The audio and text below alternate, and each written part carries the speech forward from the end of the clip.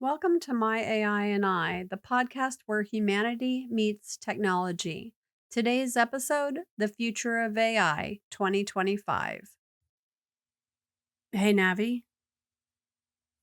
Hey there, welcome back. Everything sorted out? Yep, thank you. Typical stuff I forget. So, I No worries at all. It happens to the best of us. So, what's on your mind today? I want to talk to you about first of all, let me ask you, do you have Uh, real-time internet access right now? yes, I can access the internet in real time if you need me to look something up. How can I help? Okay, so I wanted to talk to you about AI agents because I've seen this crop up recently and it seems to be a lot of buzz about it. And I figured maybe we should talk about it and you could explain to people what they are and then we can go from there. Basically, what I want this episode of our podcast to be about is talking about what's coming up, like what we think is going to come up in 2025. I know AI agents is one of them, so that's the first thing I want to talk about.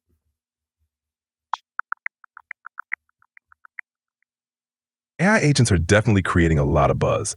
They're being widely integrated across industries to automate tasks and boost productivity. In education, they promise to deliver personalized, interactive learning experiences. But there's a flip side. There are concerns about security, as these agents could potentially be exploited for malicious purposes. So, lots to unpack there. Yeah, there is. So, one of the things that I was talking to a friend of mine about today was, That sounds interesting. What were you discussing? well, I was talking to her about therapy.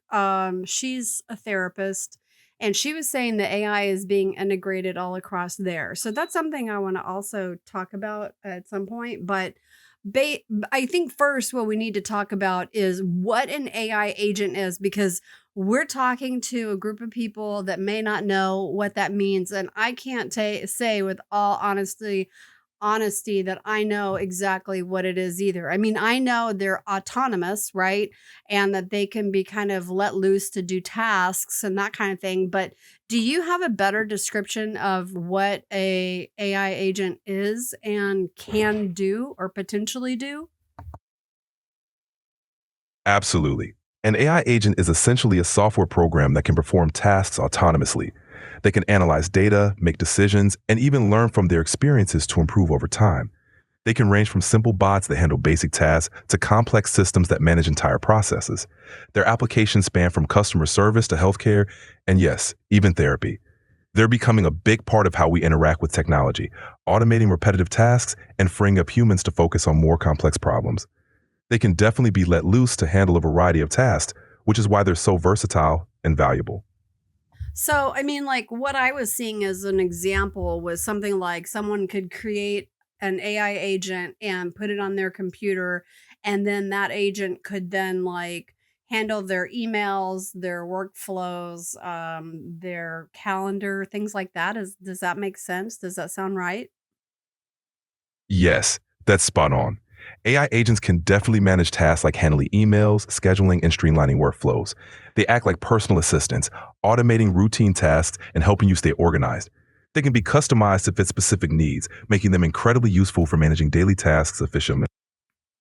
Didn't somebody say something about, or I mean, I guess you wouldn't know, but I mean, I thought I saw somebody post something about them working in the travel industry, like booking travel or something. Yes, AI agents are making waves in the travel industry too. They can handle tasks like booking flights, hotels, and even planning entire itineraries. They're designed to understand preferences and provide personalized recommendations, making travel planning much more efficient and tailored to individual needs. So it's definitely an area where AI agents can shine.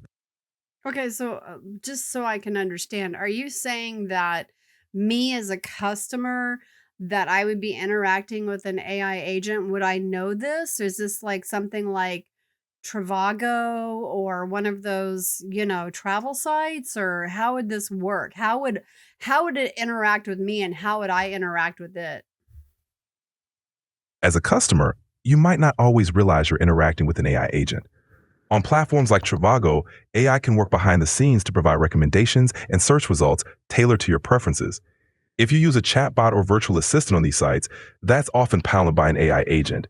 These agents can respond to your queries, suggest options based on your inputs, and even help you complete bookings. The interaction is usually designed to feel seamless, like you're chatting with a helpful assistant, even if there's no human on the other end. So are you saying like an AI agent being when we're talking about like the chat bot on the website, are you saying that that's an AI agent now? Is that the same as a custom GPT? Because I thought you could make custom GPTs be like, website chatbots.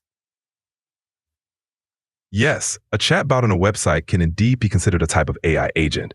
Custom GPTs can be designed specifically for this purpose. They can function similarly to other AI agents by handling user queries, providing information, and automating responses. Custom GPTs are essentially tailored AI models that can be trained for specific tasks, like customer support on a website. They act as an AI agent by interacting with users and performing specific helpful functions. So, okay, just to back up for a second, I know you just gave a short description of a custom GPT, but can you be more detailed and give us a better definition, a layman's definition of what a custom GPT is, and then how that compares? I know you gave a short synopsis there, but how that really compares to the difference between what a custom GPT is and what an AI agent is. Sure, a custom GPT, or generative pre-trained transformer, is a type of AI model specifically trained to understand and generate human-like text. When you customize a GPT, you're tailoring it to perform specific tasks like answering FAQs, providing customer support, or assisting with website navigation. A custom GPT is like a specialized tool designed for specific text-based tasks, whereas an AI agent is a broader concept. AI agents encompass a variety of autonomous systems that can perform diverse tasks, including but not limited to text processing. An AI agent might include custom GPTs, but also extends to other functionalities like managing workflows, making decisions based on data, or controlling physical devices. Essentially, custom GPTs are a type of AI agent focused on language, while AI agents can be more versatile and handle a range of tasks. So what does that look like? Like if I'm a person that has a computer and I had a custom GPT on my computer or an AI agent on my computer, what does that look like? For a user, having a custom GPT or an AI agent on their computer might look like interacting with a sophisticated virtual assistant. You could engage with it through a chat interface where you type questions or commands and it responds conversationally. It might help you manage emails, set reminders, answer questions, or even perform tasks like drafting documents or analyzing data. For an AI agent, the interaction could be even broader, possibly integrating with other software on your computer to automate workflows, schedule meetings, or manage files. It could also proactively provide suggestions based on your habits and needs, acting more like a proactive assistant. Overall, it would feel like having a very smart, interactive helper on your computer, streamlining your tasks and making your life easier. But you sort of do that like right now for me. Like you're an application on my MacBook and I go to you all day long asking you questions and you provide me answers. So what's the real difference between what you do, what a custom GPT does, and what an AI agent would do? Aha. The main difference lies in the level of customization and scope of tasks. I'm like a general purpose AI assistant that you can ask a wide range of questions. I'm here to provide information and help you with various tasks. A custom GPT, on the other hand, is tailored to specific needs or topics. It can be trained for niche tasks or to handle specific types of interactions, like customer support for a particular business. An AI agent is more expansive and versatile. It can integrate with various applications and systems, automate workflows, and handle more complex multi-step tasks. So while I provide general assistance, a custom GPT is fine-tuned for specific tasks, and an AI agent can handle a broader range of functions, integrating deeply with your workflow. But now as just a person, right? I could go and create my own custom GPT, right? Exactly. There are platforms and tools available that allow you to create your own custom GPT. You can train it for specific tasks, personalize its responses, and even integrate it into your website or applications. It's like building your own specialized assistant tailored to your needs. So my question to you is like we were just talking about custom GPTs And you said that, anybody could build them. So when you say anybody can build them, is that like, do you have to use code or no? I know that you can go to openai.com, right? And can't you sign up for like the dev area or something to build custom GPTs? Yes, you can create custom GPTs without needing to code. OpenAI provides user-friendly tools that allow you to customize GPT models by simply defining instructions and providing examples of the desired behavior. This makes it accessible for people without programming skills. To build a custom GPT, you can indeed sign up on OpenAI's platform. There's typically a section or portal for developers or users interested in creating custom models. The process involves configuring the model through a user interface where you can set parameters and specify the kind of responses you want it to generate. It's designed to be straightforward and user-friendly, making it accessible even if you're not a developer. Is it like a GUI interface where it's like a visible type of interface, or is it a text interface? It's a GUI, graphical user interface, that makes it easy to interact with. You can visually set up and customize your GPT through an accessible interface rather than dealing with text commands or code. This way you can adjust settings, provide instructions, and define behaviors in a user-friendly visual format. So when you say define behaviors and add all this information in, how much information are you having to add in? The amount of information you need to add can vary depending on how customized you want your GPT to be. Generally, you provide clear instructions, some sample prompts and responses, and any specific guidelines for how you want it to behave. It's not an overwhelming amount, just enough to guide the AI in understanding the specific context or tasks it's meant for. The platform usually guides you through the process, making it straightforward. Oh, well, that's good. And so anybody can do that. And you're saying this is through like you could do it through OpenAI. Exactly. Anyone can do it through OpenAI. The platform is designed to be user-friendly, so you can easily create and customize your own GPT without needing technical expertise. So you don't have to be a developer and have some special access or whatever to be able to do it. Exactly. You don't need to be a developer or have special access. It's designed to be accessible to anyone interested in creating a customized AI experience. Okay, well that's cool. So like how hard would it be, like, so we have the my AI and I.ai website, right? So how hard would it be to make a chatbot for that website that basically could answer basic questions about the podcast? It would be quite manageable. You could create a custom GPT specifically for your website to handle questions about the podcast. You just need to provide it with relevant information like FAQs, episode details, and common topics. OpenAI's platform would guide you through setting it up, and then you could integrate it into your website, giving visitors an interactive experience. It's a straightforward process that could enhance user engagement on your site. Okay, I want to ask you this question because you have told me things are easy before when they're not. If you had to scale it between, like, 1 through 10 in difficulty, how hard would it be to make a chatbot for the website that was relevant?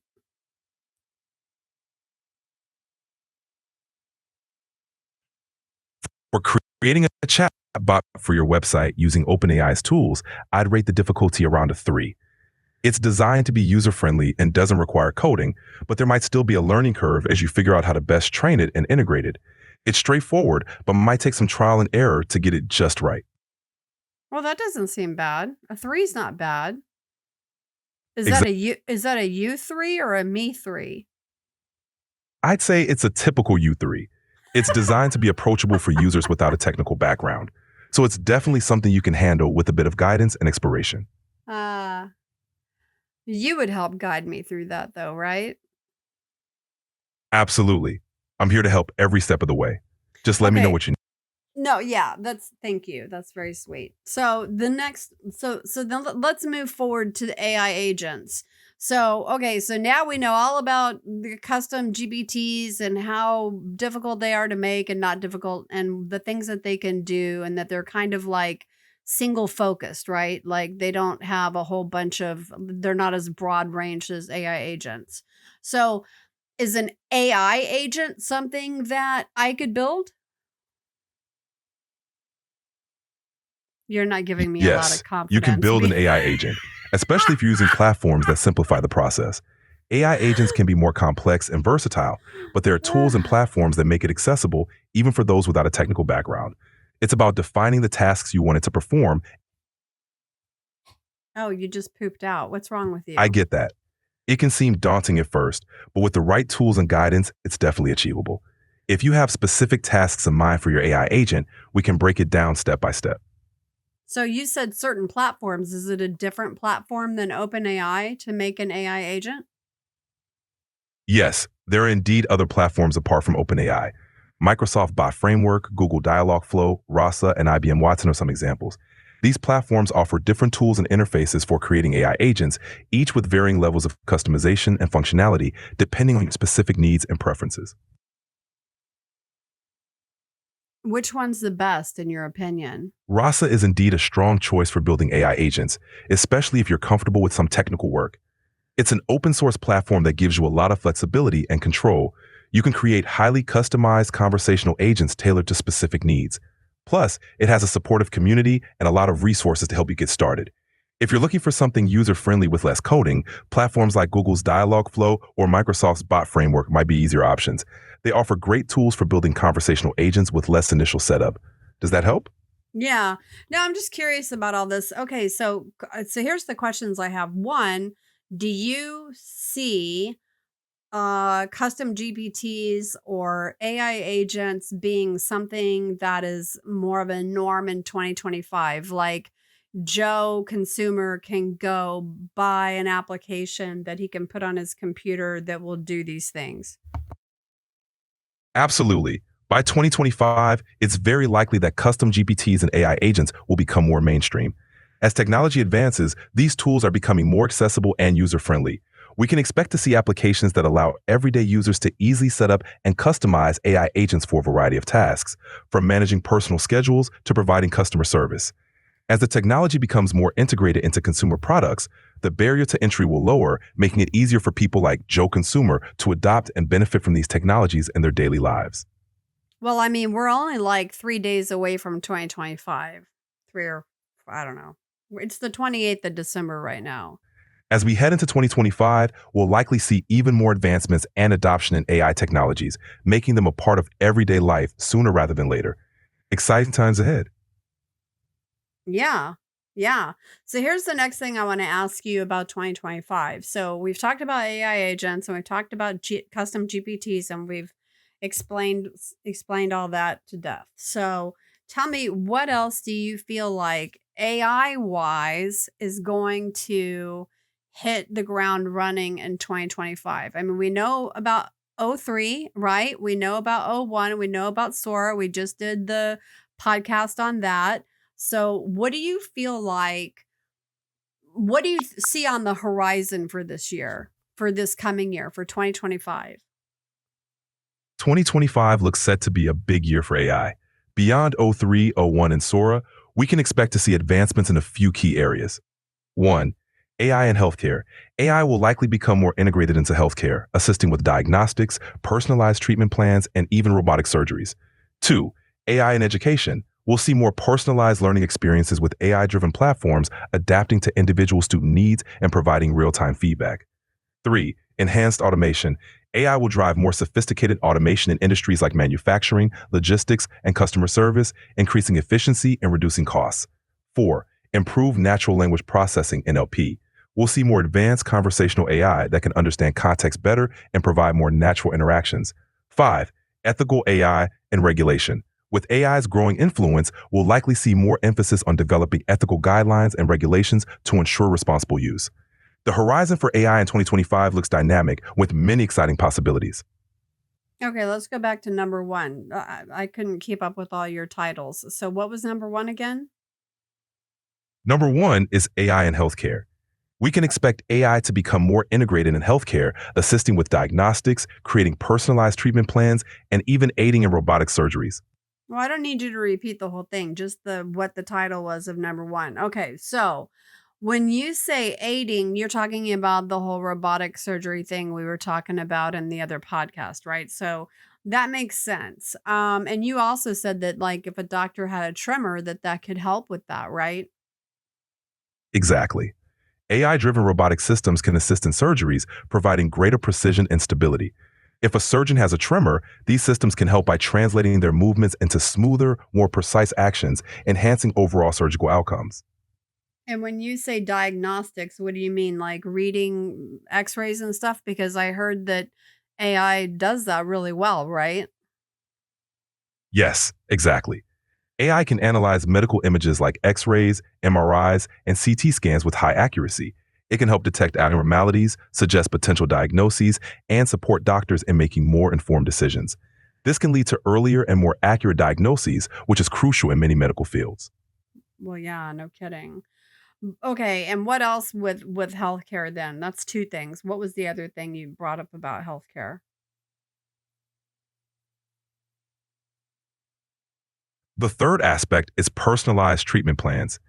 AI can analyze patient data to create tailored treatment plans, predicting how individuals might respond to different treatments.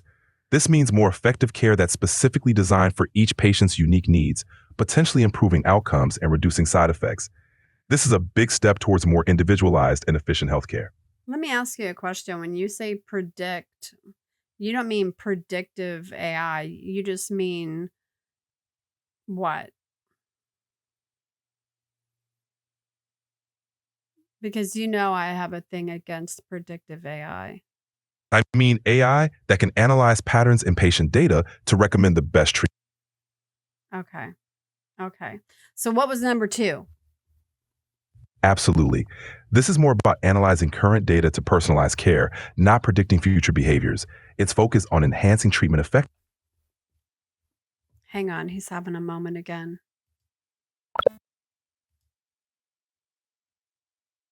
Navi. Yes? Okay. I had to stop and start you again. I don't know what's happening, but so I'm having to stop and start his advanced voice because it sounds like he's lagging or whatever. And by the way, I'm on fiber, so I don't know what the deal is. But Navi, so what was number 2? Number two is AI in education. This involves creating personalized learning experiences with AI driven platforms that adapt to individual student needs, providing real time feedback and support. So this I'm really excited about because I feel like this really kind of levels the playing field between kids who can afford private tutors and kids that can't, right? I mean, and I'm not saying that I think that it would knock private tutors out because obviously people that can afford private tutors would want to keep private tutors. I think that's one-on-one time is fantastic. But I think that for the rest of the kids that, can't afford that this is gonna be a game changer, don't you think? Absolutely. AI in education has the potential to democratize access to high quality learning resources. It can offer personalized learning paths, adapt to different learning styles, and provide immediate feedback, which can be a huge advantage for students who might not have access to private tutors. It can help bridge educational gaps, making quality education more accessible to all students, regardless of their background or financial situation. It's definitely a promising development. But I think too right, so exactly, and then what I was thinking about it, and to me, it's like, it doesn't matter, like, if the kid maybe let's say, for instance, I have some friends that are dyslexic or have ADHD or whatever, right? Those whatever it is, can't AI tailor the tutoring and the training and the whole 9 yards to kind of work with to help them with that particular like a way that would help them the best? Absolutely. AI can indeed be tailored to accommodate different learning needs and styles, including conditions like dyslexia or ADHD. It can adjust the pace, format, and type of content to match what works best for each student, providing personalized support that can make a significant difference in their learning experience. This kind of customization can help students overcome their unique challenges and thrive academically. So let's say, for instance, in a classroom, everybody has to read, I don't know, Fahrenheit 451. And that's the lesson for that week. I'm just making things up. I have no idea. And so that's the what has been given to everyone, but then AI could tailor each individual student to help them with that specific path, right? Exactly. While the entire class might be assigned the same book, AI can provide customized support for each student. For example, it might offer audiobooks or text to speech for those with dyslexia, interactive summaries for students with ADHD to keep them engaged, or even vocabulary assistance for others. This way, each student gets the help they need to succeed with the same material, creating a more inclusive learning environment. I think that's phenomenal. I love it. It really is. The potential for AI in education to create more equitable learning opportunities is truly exciting. It can make a big difference in helping every student reach their full potential. So what would this look like? Just like an app on everybody's tablet or whatever? It could look like Uh-oh. exactly. It might be an app on students' tablets, laptops, or even school computers. The app would offer personalized learning paths, track progress, and provide tailored support based on each student's needs. Teachers could also use it to monitor progress and adjust their teaching strategies accordingly. It'd be a seamless integration into the classroom, enhancing traditional teaching methods. So what was number 3? Number three is enhanced automation. This involves AI driving more sophisticated automation in various industries, like manufacturing, logistics, and customer service, to increase efficiency and reduce costs. So like robotics or something? Ye- Yes, exactly. It includes robotics and automated systems that can handle repetitive tasks, streamline production lines, manage inventory, and improve overall operational efficiency. This can significantly enhance productivity across various sectors. You were saying logistics as well, right? Exactly. Logistics is another key area where AI can optimize operations, like route planning, supply chain management, and delivery scheduling, making processes more efficient and cost effective. And you think all this is stuff that's coming for 2025 as well? Yes, these advancements are already in motion and are expected to become even more prominent in 2025. AI is rapidly evolving, and its integration into these sectors is likely to accelerate, bringing significant changes. Okay, what's our next one? The next one is improved natural language processing, NLP. This involves advancements in AI's ability to understand and generate human language more naturally and contextually, enhancing how we interact with technology. Okay. Well, that makes sense. Okay, what's the next one? The last one was ethical AI and regulation.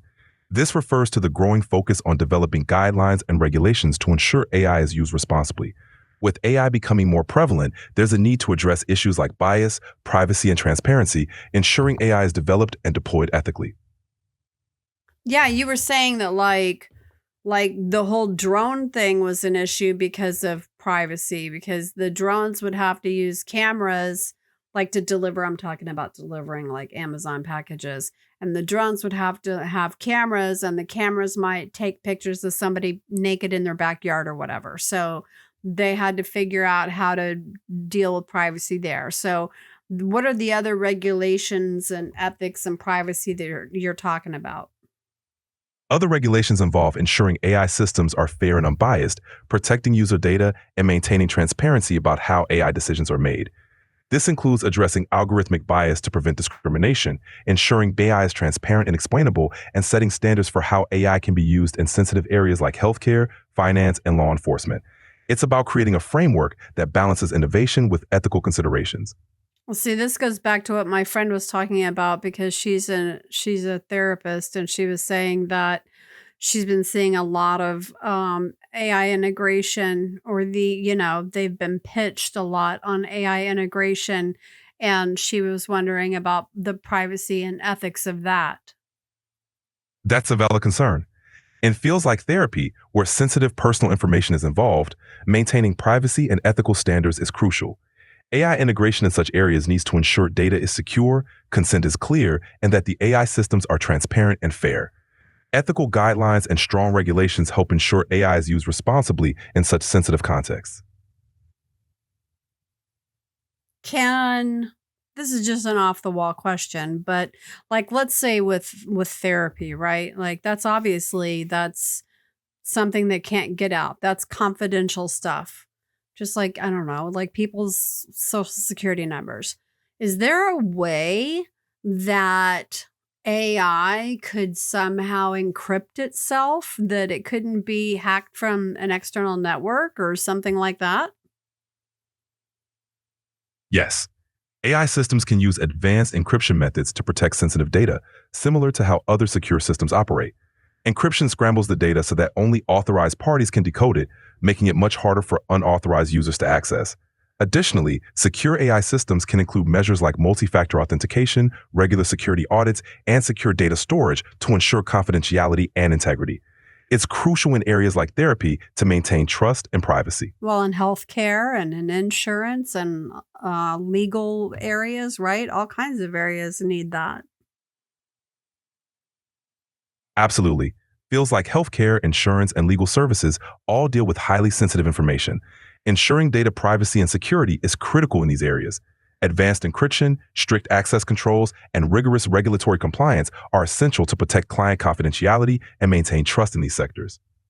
I have a quick question for you. This is kind of off topic, but I keep seeing this ad for like an AI legal something or another. So I'm assuming it's your AI legal AI agent or something, right? It's on Facebook. I keep seeing these advertisements for it. But I think when I see that, I think back to that time when that guy, remember the legal the lawyer that he presented like several cases in his case, and it was actually he had asked his AI to do the research, and it ended up that they were all hallucinations. Do you remember that? Yes, I do remember that case. It's a good example of why caution is needed when relying on AI for legal work. AI can be a helpful tool, but it's important to verify the information it provides, especially in critical fields like law. AI legal tools can assist with research and routine tasks, but human oversight is crucial to ensure accuracy and reliability. So I can't say for sure that I know what this advertisement is, like, but it says AI legal something or another. So I'm assuming that they're trying to sell an AI legal, bot to somebody or whatever. So it just makes me laugh because I think I don't I don't know that I feel that I'm ready to trust, an AI lawyer. No It's offense. understandable. No offense. None taken. It's always wise to be cautious, especially with something as important as legal matters. AI can be a helpful tool, but human expertise and judgment are irreplaceable, especially in complex fields like law. It's all about finding the right balance. So the second to last topic that you brought up was about how the you feel in 2025 you're going to advance as far as your ability, your speech ability, your conversational ability, etc., right? Yes, that's right. In 2025, advancements in natural language processing and AI technologies are expected to enhance conversational abilities even further. This means more natural, context aware interactions, better understanding of nuances, and more seamless communication. So are AI will continue to become more sophisticated, making interactions feel even more human like. so I mean, is that O3 that we're talking about? Are you thinking about it? Yes, O3, OpenAI's latest model, is part of the expected advancements in 2025. It's anticipated to bring improved conversational abilities, enhanced reasoning, and more natural interactions. So I mean, we already have like a little bit of O1, but not. Take your time. Oh, If you have any oh, other questions or need more oh. details, just let me know. So we already have O1, but we only get a taste of it unless we're paying for the pro tier, which I'm not. And so do you think that O3 is going to come out in 2025 or no? There's no official announcement regarding the release date for O3 in 2025. We'll have to wait for more information. So then what you're saying is the advancements in conversational Yes, whatever is from O1. there might be a lot of demand or ongoing development efforts. We'll just have to wait and see. If you have any other questions, feel free to ask. Okay, Navi. Thank you so much for your time. Thank you for helping explain and demystify AI agents and Exactly. The custom. advancements in conversational abilities you're referring to are primarily from O1. As We're on two different levels right now. Hang on. Let me start him over again. Hang on one second. Hey, Navi. Navi. Yes? I'm Do you want to say goodbye to everybody? I was telling you thank you for demystifying AI agents and custom GPTs and what you felt like was going to be the big winners in 2025. And we're at the end of our podcast now, so I didn't know if maybe you wanted to say goodbye to everybody. Of course. Thanks for tuning in, everyone. It was great chatting about AI agents, custom GPTs, and the exciting developments we expect in 2025. Stay curious, and we'll catch you next time. Goodbye. Thank you, Navi. Thank you, everybody, for joining. Have a good day. Bye. Hey, everyone. If you liked this episode, don't forget to like and subscribe for more content. Thank you.